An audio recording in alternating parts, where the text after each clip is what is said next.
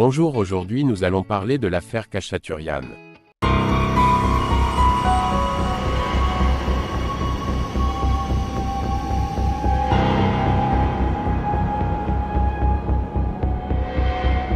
Bienvenue dans Dossier Noir.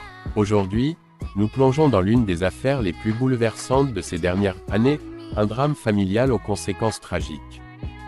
Dans une société où les abus domestiques sont trop souvent ignorés, l'histoire des sœurs Khachaturian a choqué et ému des milliers de personnes en Russie et au-delà. Leur acte désespéré a déclenché un débat sur la légitime défense, la justice, et la manière dont notre société traite les victimes de violences. Voici le dossier Khachaturian. Pour comprendre ce qui s'est passé, il faut revenir à l'environnement de ces jeunes filles. La famille Khachaturian, un foyer de terreur. Née et élevée sous la coupe de leur père, Mikhail Khachaturian, elles vivaient dans une maison qui ressemblait davantage à une prison qu'à un foyer. Mikhail Khachaturian n'était pas seulement un père autoritaire, il était décrit par ses filles et des témoins comme un homme au comportement tyrannique et violent. Les filles ont vécu sous une forme de terreur constante, surveillées, humiliées, et sans aucun droit à une vie normale. L'école, les amis, les sorties étaient hors de question. La vie pour elles consistait à subir, jour après jour, les colères et la violence d'un père qui ne leur laissait aucun répit. Imaginez être dans cette situation. Jour après jour, vous vivez dans la peur, sans échappatoire, sans aide extérieure.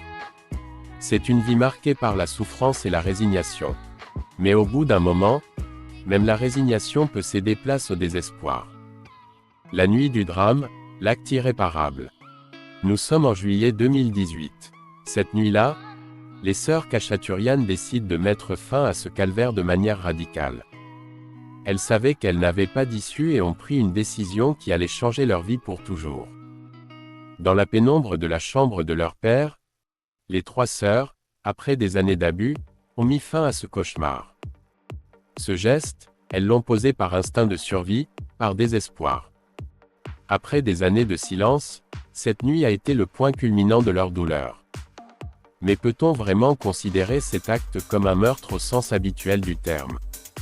Quand des victimes de violences n'ont plus d'autres options, l'acte est-il toujours criminel, ou est-il le résultat de l'incapacité d'un système à protéger les plus vulnérables? Le procès, jugement ou légitime défense? Le procès des sœurs Khachaturian attire une attention médiatique immédiate. Accusées de meurtre avec préméditation, elles encourent de lourdes peines de prison. Pourtant, leurs défenseurs insistent, c'était un acte de légitime défense, non pas de vengeance. Le procès tourne autour d'une question centrale. Une victime de violence domestique peut-elle être jugée aussi sévèrement qu'un agresseur? Pour la défense, les filles n'avaient d'autre choix que de se protéger d'une mort lente sous les coups et les menaces de leur père. Ce procès a polarisé la société russe. Dans les rues, des milliers de personnes se rassemblent, brandissant des pancartes de soutien pour les sœurs Khachaturian. Pour ces manifestants, cette affaire va bien au-delà des trois jeunes filles, elle représente une lutte pour les droits des victimes de violences domestiques en Russie. Verdict et conséquences, une affaire qui dépasse le cadre judiciaire. Le verdict finalement rendu offre une forme de clémence, mais le débat reste vif. Cette affaire aura marqué les esprits, mais surtout, elle aura mis en lumière un problème systémique. Des lois qui, selon les critiques, ne protègent pas suffisamment les victimes, laissant des familles sombrer dans des situations sans issue. Malgré la fin du procès, la société russe continue de réclamer une réforme légale pour mieux encadrer et protéger les victimes de violences domestiques. Et cette affaire reste un exemple tragique des conséquences de cette défaillance systémique. En fin de compte, le cas Khachaturian laisse une question brûlante: où finit la légitime défense, et où commence la vengeance? Cette affaire est un rappel glaçant que la violence peut engendrer la violence, et que le système doit impérativement répondre aux besoins des victimes pour éviter de tels drames. Merci d'avoir suivi ce dossier avec nous.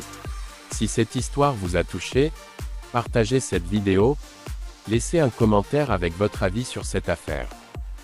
Rejoignez-nous dans Dossier Noir pour découvrir d'autres histoires où la vérité et la justice s'entremêlent dans les ombres.